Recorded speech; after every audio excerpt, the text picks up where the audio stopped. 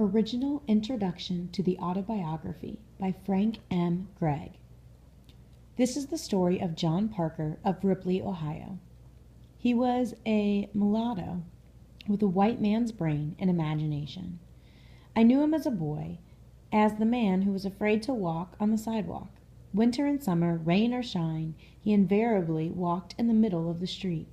The reason he did was Ripley was an old town with many narrow alleys, out of which enemies could leap at him unawares.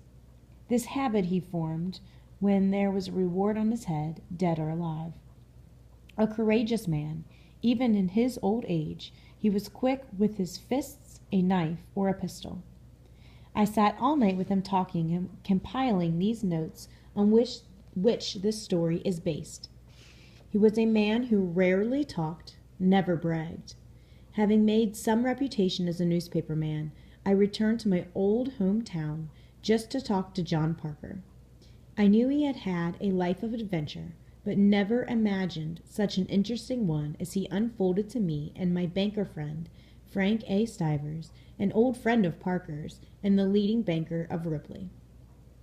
John Parker was born in Norfolk, Virginia in 1827. He was only 8 years old when he was sold and went to Richmond, Virginia to live. He was chained to an old man who was later whipped to death. This experience set the boy on fire with hatred and the desire to gain his freedom. Just 4 months later, he was chained to a gang of 400 slaves. It was customary at the time to sell the slaves as they passed through the country. Parker walked to the end of the slave trail at Mobile, Alabama. When he was 14, he entered into a contract with the widow, Mrs. Ryder of Mobile.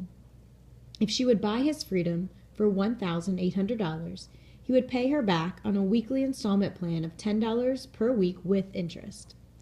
By this time, he had made himself so disagreeable to his old master, he was glad to get rid of Parker at any price. It was 1845 before he had paid Mrs. Ryder and gained his freedom. He was now 18, free and anxious to go north as his life had been spent as a workman in an iron foundry. He had met a free man in New Orleans who told him of the iron foundries in New Albany, Indiana. So his pass out of Mobile read to New Albany, Indiana. He was there only a short time when he went to Cincinnati, thence to Ripley, Ohio, where he entered into one of the most adventurous careers of any slave runner along the entire border. He devoted his life to forays into Kentucky, to scouting on both sides of the Ohio River, to taking care of the helpless slaves who found their way to Ohio and could not get across, to actual fighting for them as against their pursuing masters. Owing to the stringent anti-slavery laws and the fugitive slave law, Parker never was to tell of his adventures. He had built up a profitable iron foundry business. He had patented a clod smashing machine which came into general use. All of his property would have been confiscated, and he would have been jailed had the slave owners been able to catch him. So it behooved Parker to move with caution and silence. These dangers did not hold him back. Almost nightly, he was on the lookout for his fugitive brothers. John Parker found kindred spirits in a group of white men, all Scotch Presbyterians, who had devoted their lives and property towards aiding and abetting the runaway slaves.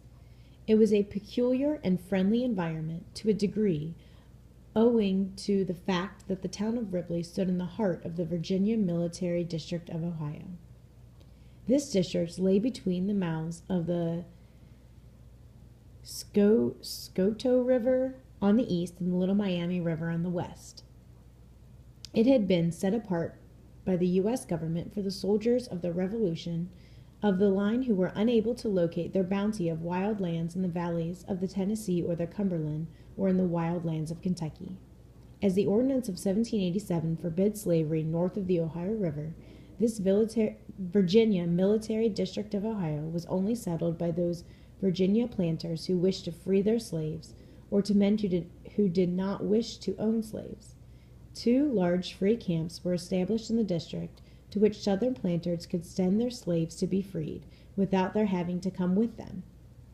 Then there were gathered in the district anti-slavery men from North and South Carolina, Tennessee, Kentucky, Pennsylvania, and Virginia. The most prominent of these was Dr. Alexander Campbell, a native of Greenbrier County, West Virginia. He was the first abolitionist of Ohio, senator from Ohio. When the British burned Washington, he rode away back to Ohio. There was the Reverend John Rankin, a native of Tennessee, who, according to Henry Wald Beecher, brought on the Civil War.